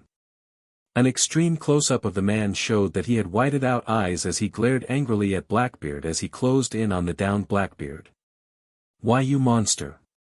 Blackbeard called out, scuttling away from the man as he prepared a Gura Gura punch, and as he sent it towards Blackbeard's face, Blackbeard had pulled out a gun and shot Pops in the chest. Izuku screamed even more as he struggled to get out of Yamato's grasp as she held him back from attacking Blackbeard. The man and his crew had started eviscerating Whitebeard's body as the man reeled from the damage to his chest as he stood still. As soon as the slashing, shooting, punching and kicking was over, Whitebeard's body stood tall as his jacket fell off, revealing his tattoo on his back of his crew as he held on to his Nodachi.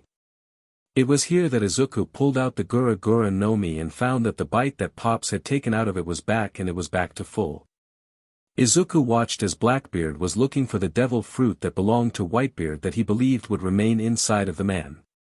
But as soon as he looked over at Izuku's location as if he could find it on the battlefield, he found Izuku opening his mouth and eat the whole fruit whole. He chewed up the fruit as tears flowed out of his eyes as he gained a slight glow around his body as it became empowered with the fruit entirely.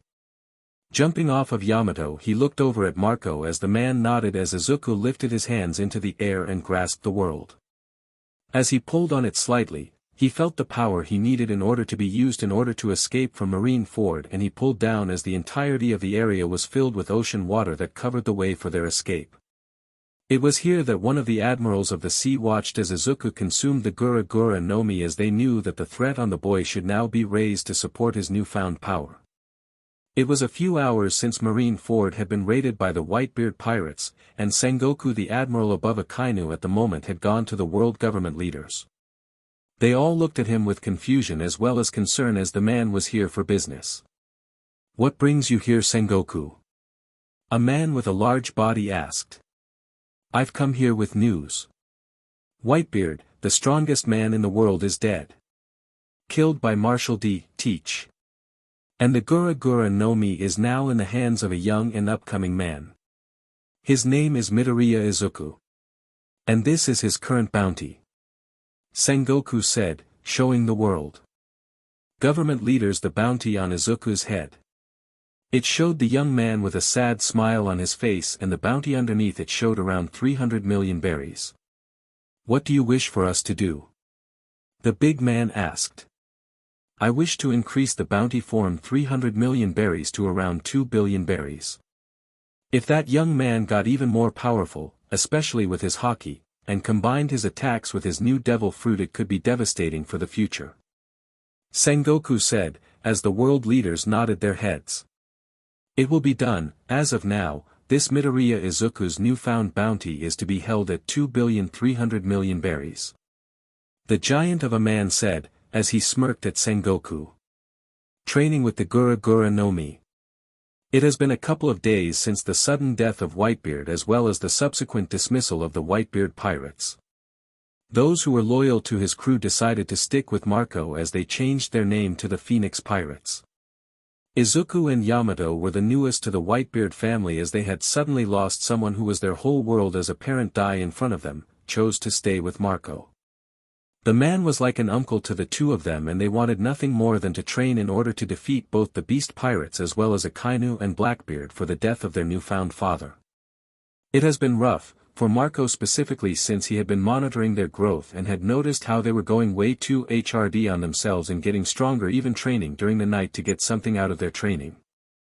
He had been forced to have them rest over the last couple of days in order to recover from the fatigue as well as cope with the death of their leader.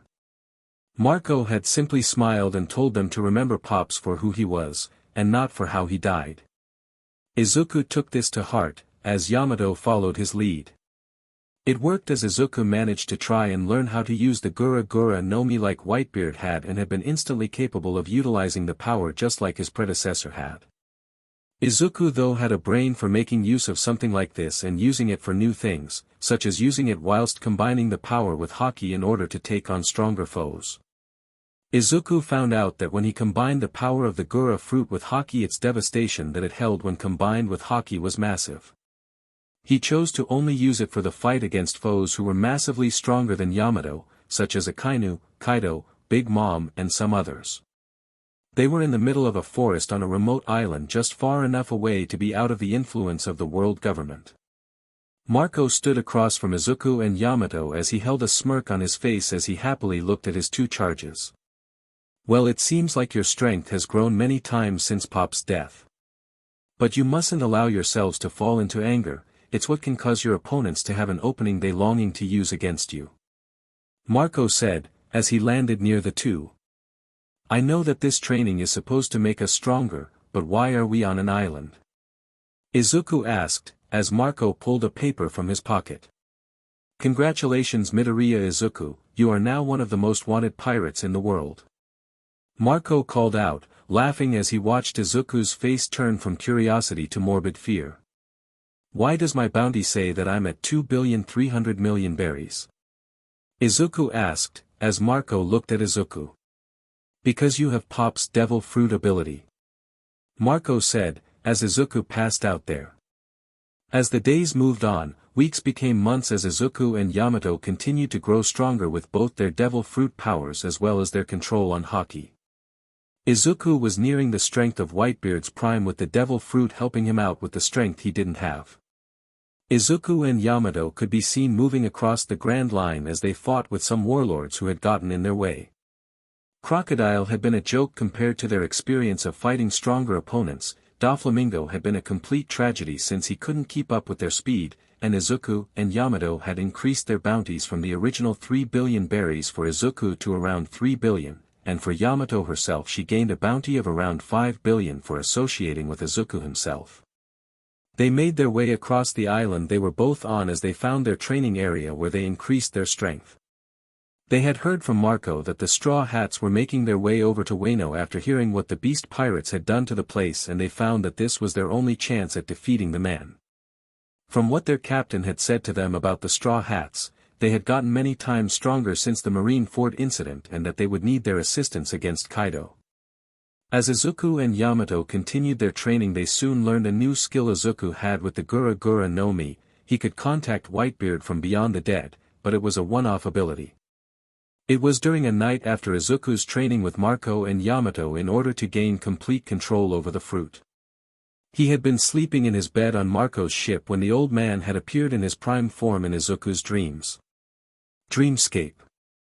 Izuku was walking around the Mobi PP as he looked around the place, noticing that certain people were a lot younger than they used to be. He looked around and found one of the Whitebeard pirates jumping off a boat, and they ran over onto the island since there was another pirate in the area they needed to steal some treasure from. As soon as Whitebeard, who had yellow long hair, appeared and was on the move inside the island, a man appeared who bore Kazuki Oden's look.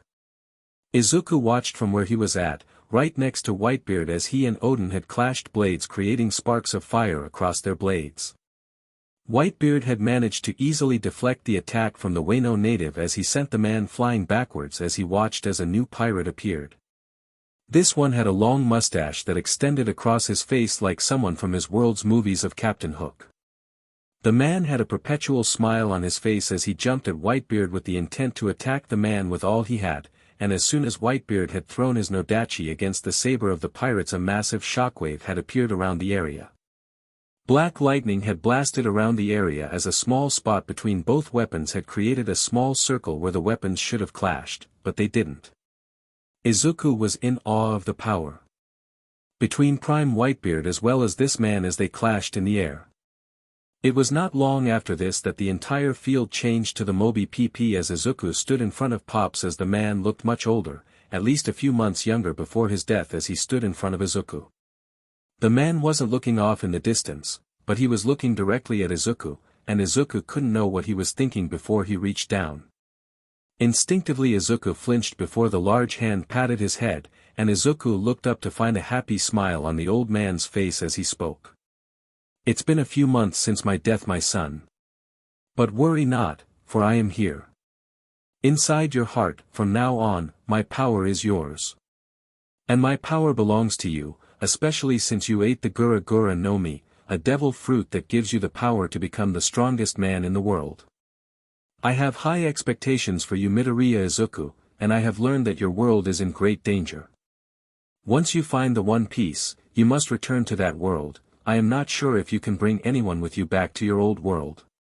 But know this, my son, when you return back to your realm, the Gura Gura no Mi will be completely absorbed into your body and become your, as you say, quirk.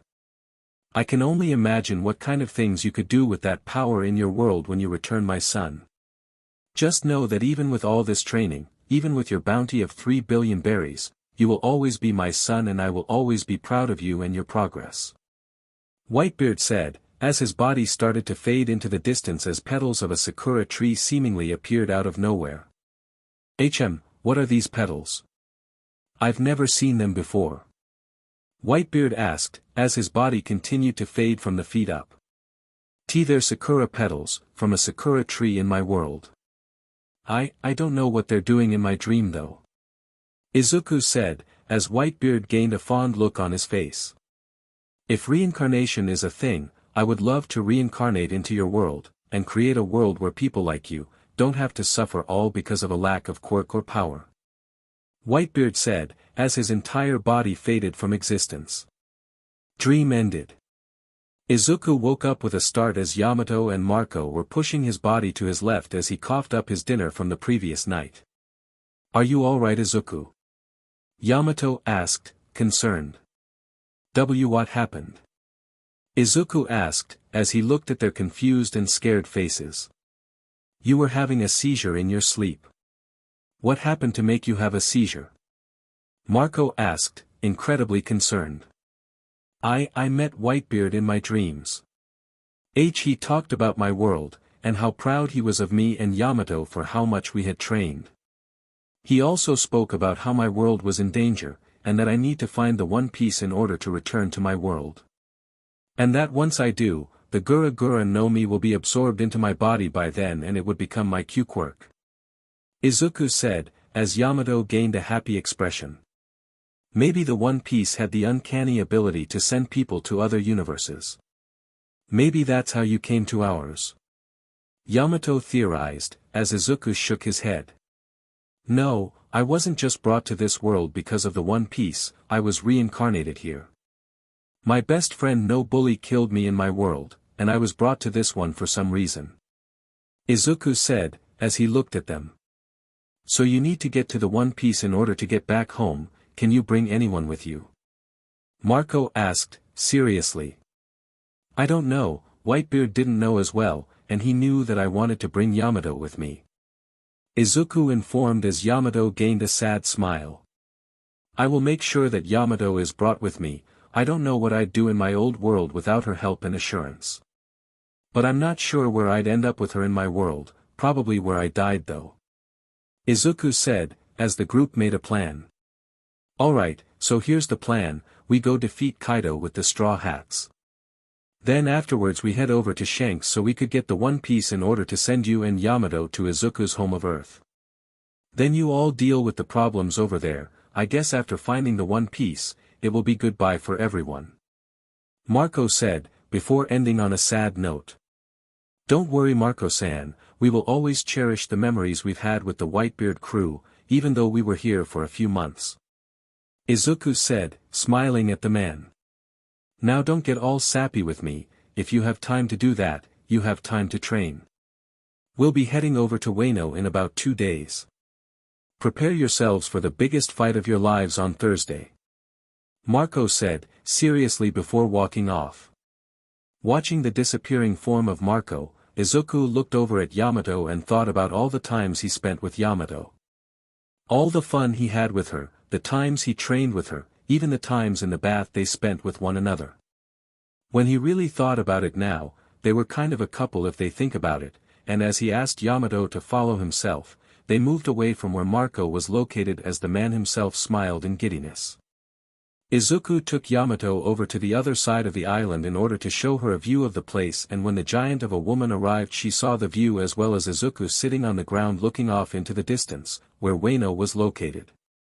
Hey Izuku. What did you want to talk to me about? She asked, as Izuku looked over at her. There was something different about the way he looked at her this time, and she could tell that there was a new emotion within his new look. How long have we known each other, Yamato? Izuku asked, as the girl thought about it. Well, we've known one another since we've both been about 4 years old. And have been friends ever since we first met. We've also trained with one another in order to defeat my father. Yamato said, as Izuku smiled even more with her slowly gaining an image in her head. Have you ever thought about the person who you would like to stay with, after you defeat your father and explore the world? Izuku asked, as Yamato smiled back at him and pointed at him. You'd be the perfect person to do that with, Izuku. I've always tried to hit on you whenever we went to the bath together, but you always put my advances off. Yamato said, mockingly. Well, are you wanting to pursue that relationship now? Izuku asked, as he looked at her in her orange eyes. Why you really want to start a relationship now? What if Kaido finds out about it? Yamato asked, as Izuku smirked at her. Kaido gave his blessing before we made the plan to escape from his clutches. Originally he was going to have you married off to me so that you could take over the beast pirates with me right next to you. And before you ask, he didn't tell me exactly, but I overheard him talking to King about what he thought was the best idea for your future. Izuku said, as Yamato began to tear up. Why you really want to enter a relationship with me, Izuku? You, the one person who had been more focused on defeating Kaido. Yamato asked, as Izuku looked up at her with his tear-filled eyes that reminded the young woman about emeralds. Why yeah, I have been jumping around the feelings I've felt for you ever since I first met you. It just took way too long for me to act on them. I had always wanted to make sure that I could gain the power to defeat Kaido in order to ask for you to become mine. No, that's wrong, I wanted to marry you myself, but I couldn't put it into words when we hadn't defeated Kaido. So Yamato, do you think you can become both mine and my wife? Izuku asked, as he pulled out a crimson ring. It had a jade gem on top of it as well as something inscribed on the inside of the ring. It was her name as well as his with an X in the middle. Yamato began to tear up even more as she picked him up and pushed his face into her ample bosom as she jumped around the place screaming out to the world. Yes. Yes. I will marry you, Izuku Midoriya. Yamato yelled out, with a happy smile on her face before pulling his face out of her chest. Holding both sides of his face softly, she looked into his eyes filled with slight lust and love before pulling him in just as the sun set, creating a shadow over their faces as they connected at the lips. As their lips connected, Izuku felt like fireworks were going off in his head as he closed his eyes as he placed his hands on Yamato's cheeks himself and pulled himself just a bit higher to where he could connect their foreheads as they pulled apart. As they opened their eyes half-lidded, they stared into the other's eyes as hearts seemingly appeared in the middle of their irises, and then as if nothing could worsen the mood, a weird sound happened. Thump thump, thump thump clack. As soon as both heard that sound they had the same thought at the same time, and they could only say one thing in their mind. What the fu dash, helping the Straw Hats. It was moments after their moment together that Izuku and Yamato looked into each other's eyes and heard a weird sound from the world. Thump thump clack. Looking at one another a literal second after hearing that sound, they looked around to see if someone was playing a prank on them before noticing that they were the only ones on the hill. Shaking their heads on that weird moment, they headed back to Marco in order to train a little bit more before their trip to Wano in 2 days. Arriving at the man's training ground, he looked at them with a mirth in his eyes as he smirked at Izuku smugly before pulling him into a one-armed hug. I'm proud of you, man. You finally asked the girl out and are courting her at the same time. I bet Pops would be incredibly proud of your choice. Marco laughed as Izuku weakly struggled in his grip. As the man released Izuku from his hold, he happily glared at them as he got into a fighting stance to initiate their training. As the trio had begun their training, their crew had come over to see what was happening between them all as they smiled at the diligence between them and their goal to get stronger. Izuku attacked Marco with a flurry of Haki-empowered strikes that were fast and swift, as Yamato increased her armament Haki to the point of which she powered up her weapon strikes. As Izuku moved forwards with his attacks on Marco, he pulled out his saber that he managed to collect from a store that called out to him nearby. It was a long saber that had an intricate design that had the look of the earth that he always knew and loved, on the handle as it was surrounded by a large dragon. It represented his problems about this world as well as his own, as well as his goal to surpass them both in order to head home. He went on the attack, placing armament Haki into his weapon of choice as he went to attack Marco with it, unconsciously using the Gura Gura no Mi to increase the power of the strike. When it hit home, cracks appeared in the world, but they were smaller than before when they were training together as it just sent Marco flying into the distance. Smiling at how their training had finally come to an end with the defeat of Marco, they ran over to make sure the Phoenix was alright, only to find him laughing out loud in a crater. DMN, didn't think that I'd lose my guard that quickly. The man said, before getting up with some trouble. Your power is as strong as Pops was in his prime now. You're ready to take on Kaido, Izuku. Marco said, as he seriously and sadly smiled at the boy. I'm glad that I can take on Kaido now, but I won't be alone in the fight against that man. I will have Yamato and probably Luffy to help.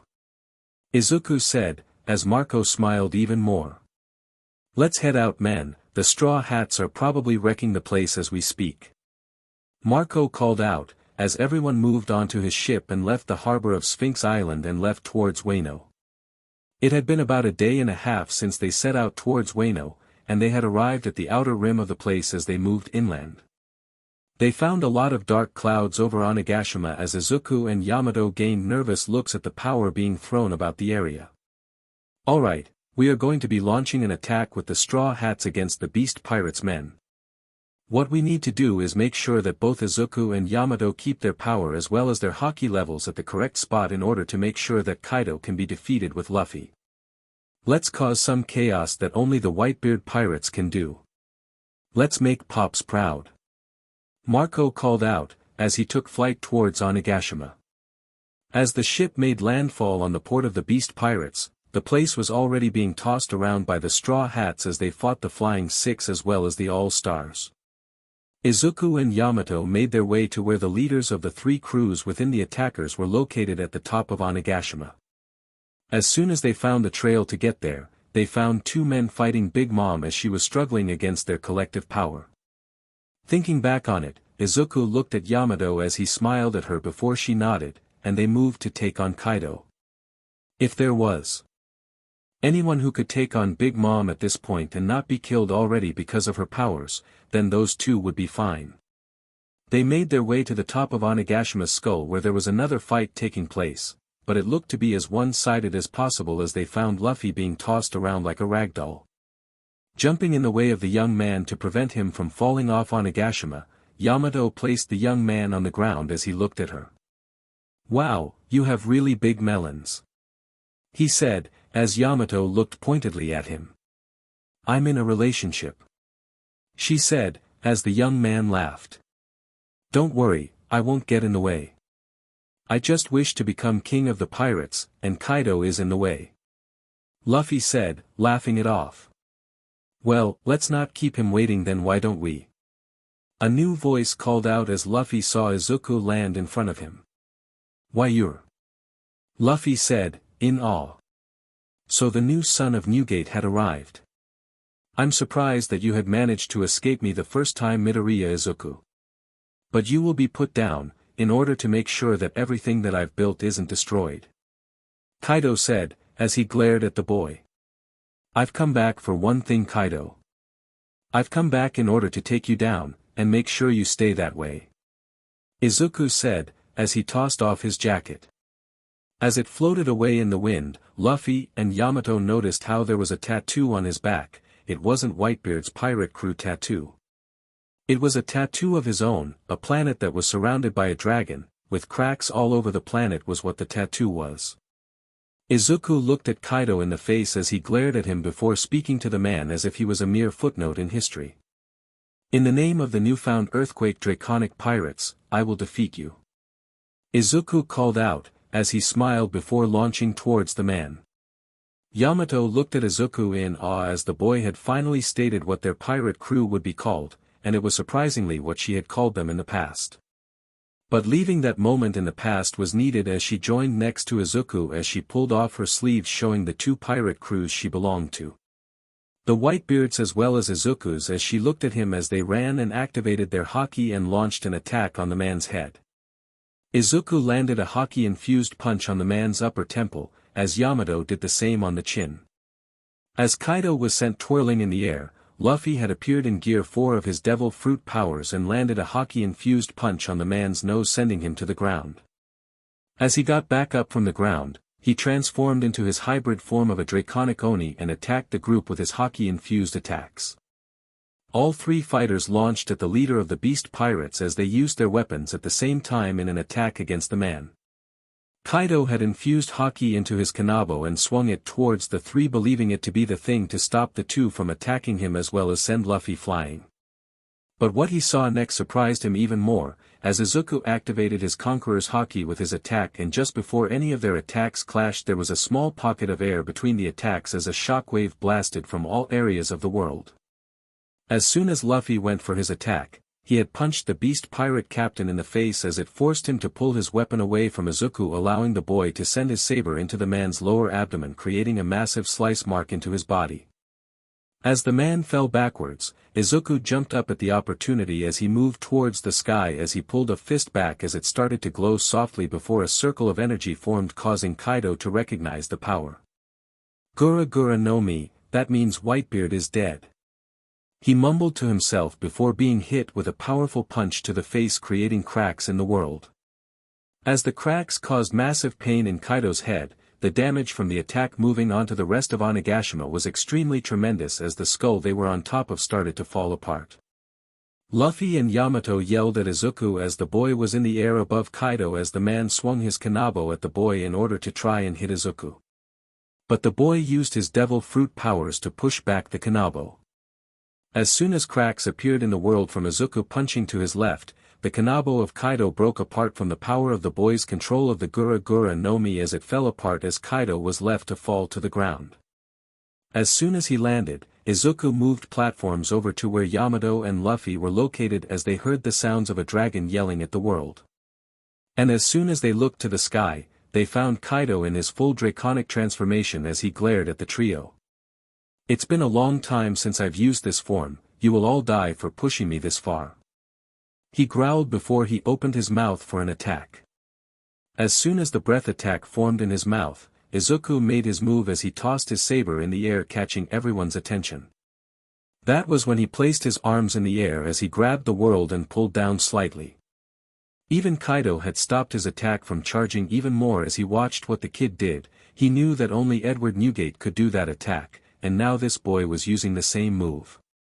Izuku then heard his saber hit the ground as he pulled all the way down as everything around the area was pushed and pulled up into the air as they looked at the man.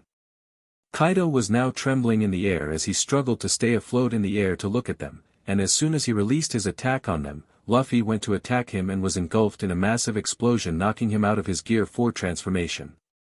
As he fell from the air, and into the water down below, Kaido bellowed out that Luffy was dead and that there was nothing he could do to win now. Izuku moved to attack Kaido now that he was distracted, and as he placed Haki into his attack, he used his power of the Gura Gura no Mi in order to increase the damage capabilities. Fortunately for the Straw Hat Pirates, Law's men had caught Luffy as he landed in the water and were doing some first aid on the man as they tried to make sure the young lad would survive the damage. Izuku and Yamato teamed up against Kaido as they pushed the leader of the Beast Pirates to the upper limits of his power before he transformed into his hybrid transformation just to limit the damage to Wano. Izuku took this as his true chance to defeat the villain of this place as he activated his Gura Gura powers and infused his saber with both Armament Haki and Conqueror's Haki in order to deal the most damage to the man. Yamato joined Izuku in his endeavor to defeat Kaido, and soon after they reached the man, he went for a punch that Yamato blocked with her kanabo and allowed Izuku to move in and slice the man's upper chest. But what Kaido did was unsettling. As he attempted to push the blade away, he made a terrible error in his movement as the saber was plunged into his chest right where his heart was. Then there was the added effect of cracks in the world inside the man's body as just as he was about to pull out the blade his entire being was destroyed from the inside out. And a massive explosion of red and blue happened in the air, as Yamato was sent to the ground below just at the edge of the sandy beach of Onigashima, and Izuku was sent through multiple floors of the building he was located over as he was just underneath Kaido. The force of the attack had caused everyone to look up in the air, and as they saw Kaido explode in a massive display of power, Marco noticed how Izuku fell through multiple floors of the building and managed to catch him before he hit the ground hard. Izuku had a massive amount of BLD over his entire body as Marco decided to look to the sky once more. And he truly wished he didn't, because as soon as everyone looked up, they found pieces of the once indestructible Kaido fall onto the ground before they found his head land on the ground with a look of pure shock and horror on his face.